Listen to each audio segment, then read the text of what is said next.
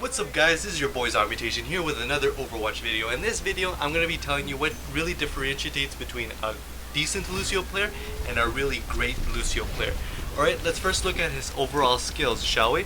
Alright, Lucio has a sound barrier. It creates temporary shields for nearby allies. Crossfade, it switches between two songs, healing boost and nearby heals nearby allies, and speed boost makes nearby allies move faster. Then you got Amp It Up, which increases the effectiveness of your current song, and Sound Wave creates a short range blast wave to knock enemies away from you, and of course the Sonic Amplifier is a sonic projectile launcher. Alright, now let's get into it. First we'll talk about the Lucio's overall crossfade, mixing between healing and speed boost. Alright, so a lot of Lucio players I've seen or have been actively paying attention to on Overwatch is that most Lucio players just mainly stick with healing. That's all they mainly do. They never really use their speed boost. Only in the beginning of every round I see them use that speed boost, which again, that's what really tells a lot about the decent Lucio players, that just they mainly use their healing boost. They don't, or they just rarely ever even use the speed boost at all. They just mainly use the healing boost.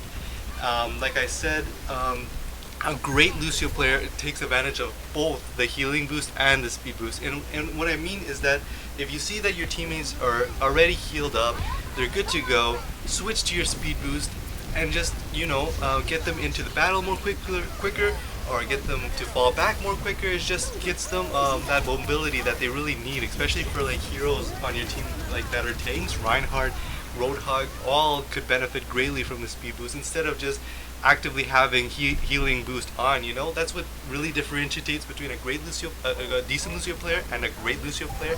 A decent Lucio player, like I said, would rarely use his speed boost at all during the game. Just mainly stick with his healing, while a great Lucio player would use both to the full advantage, healing and speed, providing your teammates with speed boost. It's all great. In all my games I've been playing as Lucio, I have more hours on him than any other hero I have on my roster right now. I use both healing and speed frequently, like, so just switching them on and off. Because that's what Lucio is, right? He's like, you just switch, keep on switching, healing, and then speed boost. You see me a lot doing it in videos. I switch to speed when I see that my teammates are fully healed up and they're ready to go, and then I switch back to healing when they need that desperate heals.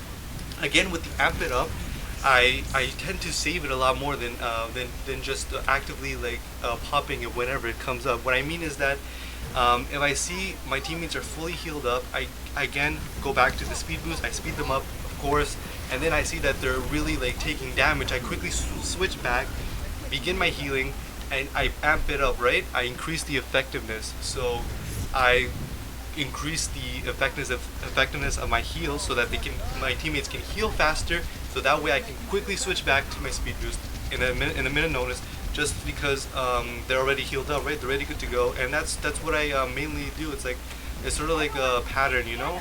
I see that they need healing, I switch to heals, I amp it up, they're fully good to go, and I switch back to speed boost. That's pretty much what differentiates between a great Lucio player and a decent Lucio player. Okay, another important factor that I like to talk about is Lucio's wall writing. Ever since the new update, it made it more easier for Lucio players to wall write, because it's now I want to say it's a continuation. Before then, there was you would have to keep on clinging to the wall again to engage that wall writing again, keep on jumping onto the wall to engage that wall writing. And now it's just a lot easier for Lucio players to wall ride in a continuous motion, you know, which is greatly appreciative. I like what Blizzard has done with Lucio, because I feel like that Lucio players before weren't utilizing his wall riding skills to the fullest potential.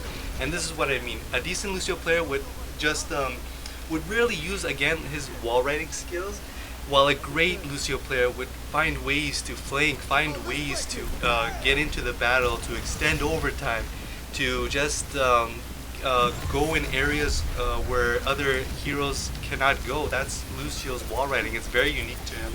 And using that wall riding skill to its fullest potential in maps like like different maps, like control maps, are a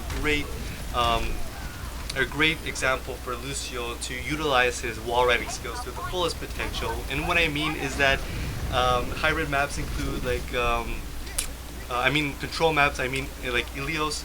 Again, it's very great for a Lucio player to thrive on that map because you use your sonic amplifier to launch enemies away from cliffs, away from control points, and that's great for Lucio players. So Ilios Lijiang Tower is another great map for Lucio because there's many different circular walls that a great Lucio player would take advantage using his wall riding skills, and other maps like Nepal as well.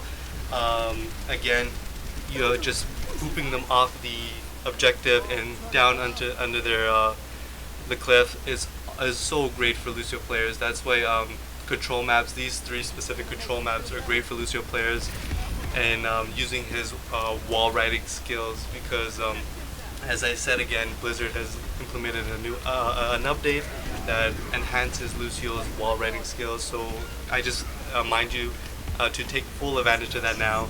It's really great asset to learn and use in the battle with your teammates.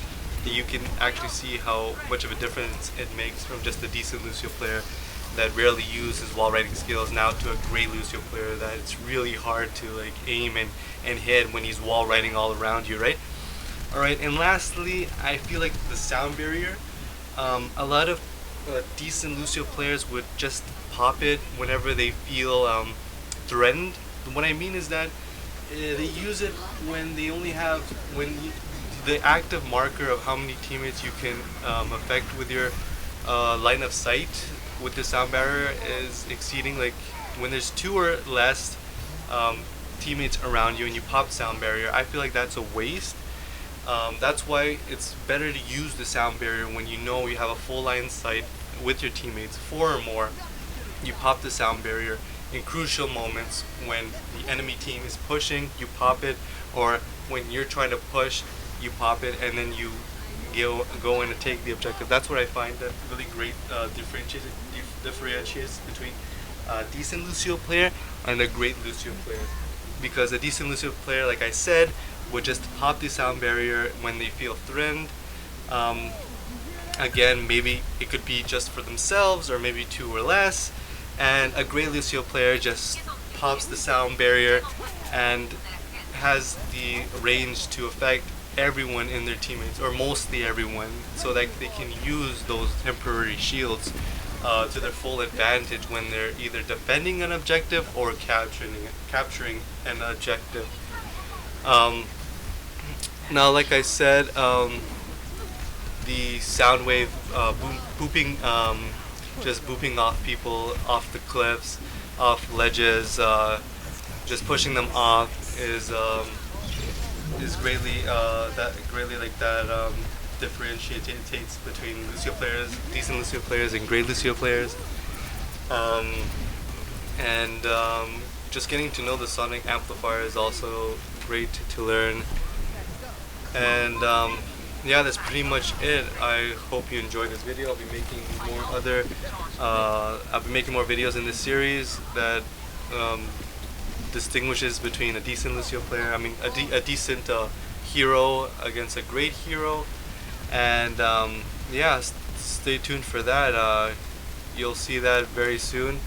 If you do enjoy the video, please hit that like button and subscribe for more content, as I will be making more content now. And yeah, thanks and have a great day.